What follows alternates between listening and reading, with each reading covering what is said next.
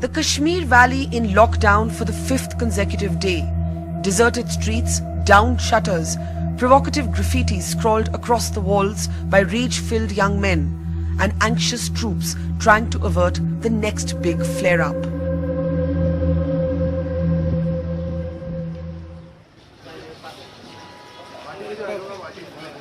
But it is off the streets and inside the hospitals of the city that images like this one have come to haunt. A 16-year-old teenage girl hit by the stray shot of a pellet gun as she looked down from her window at what was happening outside. The pellet hit her head, creating a critical brain injury.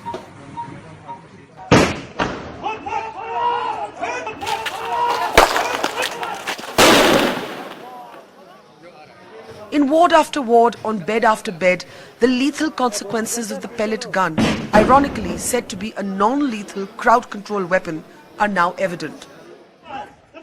Disturbingly, the most common pellet gun injury has been to the eye. Scores of young men that we meet have been partially or permanently blinded, and depending on the success of the surgery, may or may not ever see again. और क्या करते हैं? बस काम कर रहा हूँ. क्या काम करते हैं? मजदूरी कर रहा हूँ. We meet Mohammed Aleem Dar, all of 18, a school dropout whose father works as a labourer in the wood-cutting trade. Clearly terrified, he tells us that he had attended the street protests for killed militant Burhan Wani as a mere onlooker, not as a participant.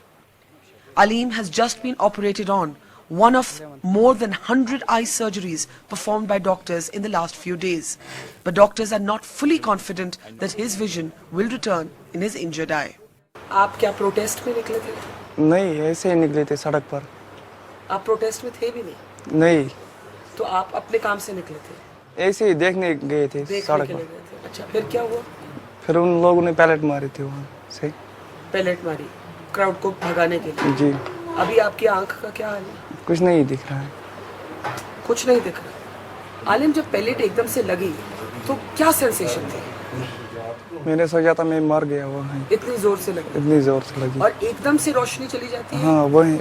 हाँ, doctor से भी हम बात करेंगे, पर क्या उम्मीद है कि जो आंख की विजन है वो वापस आ जाएगी? क्या पता, वो तो ऊपर वाले के हाथ में. क्या सपना आपने देखा है? क्या करना चाहते हैं? एक कोई सपना तो होगा कि बड़े होके, या नहीं? था मगर अब नहीं. था मगर अब नहीं है. क्यों?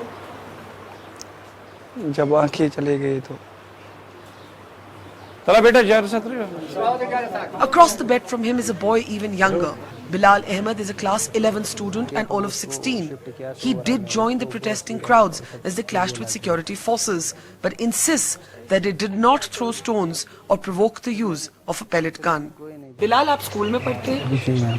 कौन सी क्लास में? 11th. अभी भी पढ़ाई कर रहे हैं कि छोड़ दी? नहीं, पढ़ाई छोड़. और फादर मजदूरी करते हैं? अच्छा, ये जो पैलेट की इंजरी आपको आंख में लगी है, जी, कैसे लगी? क्या हुआ? जब हमने जुलूस निकाला तो हमने वो अमन के साथ ना peace and prosperity, then after they were attack with him. हमने ना कोई पत्थर फेंके, ना कोई ऐसे. फिर मुझे पता नहीं कैसे आया है, मुझे कहाँ से आया. वहाँ बहुत सारे पुलिस है. जब वो पीछे दौड़ने, जब हम पीछे चले गए तो वो पीछे आ गए. फिर उन्होंने ये मार दिया पैलेट. हाँ, और यहाँ आ गए और आँख में. मुझे एक बात बताइए, आप कह रहे हैं कि आप पत्थर भी नहीं फेंका, आप नहीं, शांति से जुलूस निकाल रहे? हाँ, शांति से जुलूस निकाल, नारा लगा के और बस. बुरहान वानी के लिए? हाँ. Ironically, Bilal does have a dream. He too wants to be a doctor. One he may not be able to pursue, he says, if his eye does not heal. आपने क्या सपना देखा अपने लिए कि मैं स्कूल में क्या पढ़ाई, मतलब पढ़ाई करने के बाद क्या करना चाहते हैं? डॉक्टर बनना चाहता हूँ. मैं ये कोचिंग कर रहा हूँ पैरीपुरा में, का इंस्टीट्यूट में. डॉक्टर बनना चाहते हैं? जी मैं इसी के लिए इंट्रेंस कोचिंग कर रहा हूँ. किस तरह का doctor? AIIMS. In Kashmir's protracted 2-decade-long insurgency, perhaps there is no profession more beleaguered and overworked than its doctors. Today is just the same. The principal of this medical college tells us his team has been snowed under with eye surgeries. Pellet guns, he says, have a crippling consequence. A single cartridge has 400 to 500 iron balls or pellets. A single shot scatters these in the air in multiple directions, capable of simultaneous injuries. Professor Riaz, can you tell us the kind of pellet injuries that you have been seeing after these last few days that we have seen here of tension and clashes? Firstly, what is a pellet injury and what does it do to the eye? Basically, pellet is a very small piece of metallic pieces. They are dispersed by the pellet gun in innumerable number and hit many parts of the body and many individuals at one time. And eye being a very delicate structure, there occurs usually a perforation, which can be a single perforation or a double perforation, resulting in vitreous hemorrhage and immediate loss of vision. You're saying a pellet injury can actually cause a permanent loss of vision? Of course, Permanent loss? yes. When it is described as a non-lethal form of controlling crowds, you do not agree that it's non-lethal? Well, it doesn't kill, but you say it causes... But of course, see, if you see that loss of vision is more severe, more worse condition than being crippled. Even if you hit a bullet in the leg, pellet is more dangerous because you lose vision. That is the problem with this. So what are the kind of injuries you've been seeing? Like at this hospital alone, how many such pellet injuries have you had to treat? Total number of injuries we received and admitted is 59 since Saturday. At this hospital alone? Yes, this hospital alone. So how common is it for vision to recover after a pellet injury and a The surgery? results are not good with the pellet injury. So the chances or the probability of vision recovering after a pellet injury in the eye are not very high? Not very high. As we are talking, another seriously injured young man has been wheeled out of the operation theatre. Pellets hit him in multiple parts of his body, the chest and eye included. Like the others in the hospital, Mudassar too is only 18. In this patient, one of the pellets has stricken the left eye. And the left eye, as we examined during the night period, I was on the duty, we are not having much hopes about his left eye. There is a globe rupture.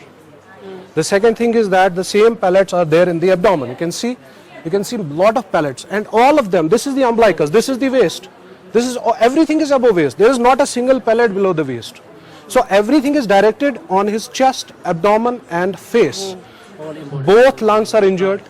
You can see, if you can palpate here, you will see air coming out of the lungs. So lungs are injured. Both chest tubes are there. How much recovery he will make? He can go into pneumonia, he can go into sepsis, lot of complications. So basic reason is that these multiple pellets, All of these are pellet all pellets. of these are pellets, and they are inside still. We don't remove So them. you have not removed these pellets? We don't have to remove the pellets. And will you eventually be removing them? No, only for cosmetic reasons. I see. Pellet injuries are literally blinding, and questions are being asked as to whether their use against a new generation of Kashmiri protesters reflects a limited vision in more ways than one. It is at hospitals like these across Srinagar that the full Burhan Wani aftermath can be observed. While security forces have argued that they were forced to fire because of violent crowds, the focus now is on pellet injuries.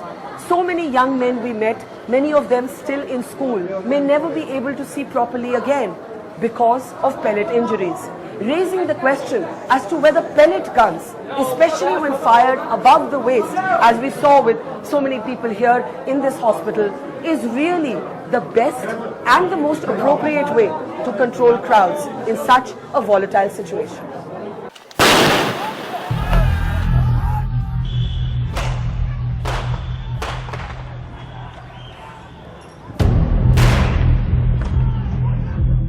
But on the other side of the trenches, security forces do not accept that pellet guns are a disproportionate or excessive use of force. They argue that the clashes that erupted after the elimination of Burhan Wani were new in their aggression and tactics, that they had no option but to retaliate.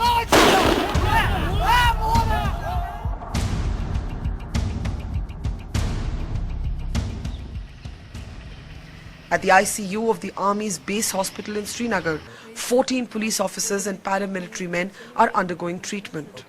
So since the elimination of Burhan Wani, we have seen a standoff on the streets of the valley.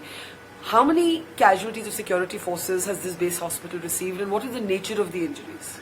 Ma'am, we have received casualties mainly from CRPF. There are 12 of them, and there are 2 from the J&K police, the casualties which have come to us so far during the last 3 to 4 days.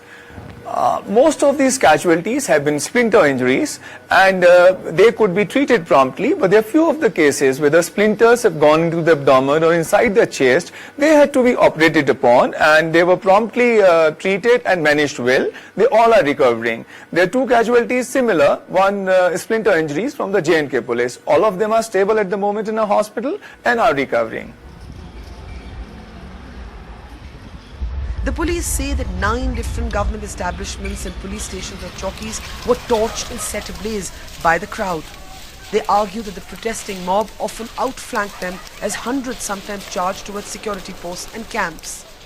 Their hands too are often tied, these men tell us, when they are attacked by crowds in the hundreds. क्या चोट आई है आपको और कैसे आई? Madam, हम उस दिन पत्थर वालों को कंट्रोल कर रहे थे नोएडा में। अच्छा। शाम का टाइम था, 7 बजे के बाद हमने उनको कंट्रोल करना शुरू कर दिया। वो पत्थर मार रहे थे हमारे ऊपर, पर पत्थर की जगह उन्होंने ग्रेनेड फेंक दिया।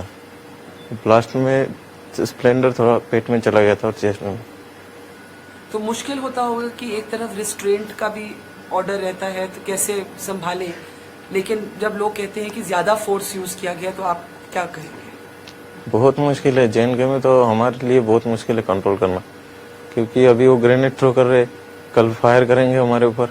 हम तो भीड़ में कुछ नहीं कर सकते, क्या करें, ड्यूटी ये करना पड़ेगा। पर पेलेट गन्स, रबर बुलेट्स वगैरह भी वो सब यूज कर रहे थे हम, पर उनका तादाद इतना होता है कि उनको कंट्रोल करना मुश्किल हो जाता है।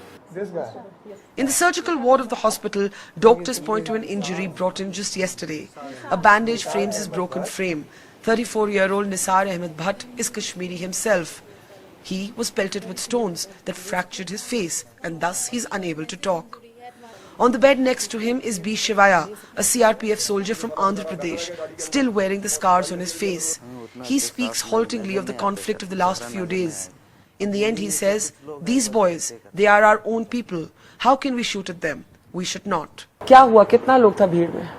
भीड़ तो 100, 200, 300 ऐसे हो जाते हैं। और आप लोग कितना थे? हमें तो 16 आदमी, 15-16 आदमी। 15-16 आदमी। तो जब वो पथराव मारते तो आपका इंस्ट्रक्शन या ट्रेनिंग क्या है कि आपको किस तरह रिस्पॉन्ड करना चाहिए? हमें तो कैंसिल और वो हेलमेट दे देते हैं मैडम, बस हाँ। उन्हीं से बचाव करना है, उनको रोकना भी है। टीयर गैस तो देता है हमको, उसको मतलब उसका आदेश तो चाहिए ना मैडम, जो आदेश आता है जब भी उसको करना है, क्योंकि वो तो अपना ही है। हाँ। उसको तो हमें कुछ नहीं कर पाएंगे। हाँ। वो तो अपना ही आदमी है, तो वो भी अपना देश का ही है, हमें कुछ नहीं कर पाएंगे उनको। हमें सिर्फ बचाव करना है, उनको रोकना है बस। तो आपको लगता है कि अपने ही लोग हैं तो? हाँ, बस हम क्या कर सकते हैं। पर अब उन्हीं में से कुछ लोग हैं, बस ऐसे करते हैं, क्या कहते हैं। And it is perhaps this sentiment that has been forgotten in the sharply politicized debate over Kashmir. Engagement with one's own people, that may be the only language that can counter the idiom of the gun and the grammar of violence. But engagement remains elusive and the valley wounded in more ways than one. With Nazir Masoodi, Zafar Iqbal, Arif Radu, Numan Siddiqui and Apta Ramesh, Barkhadat for NDTV.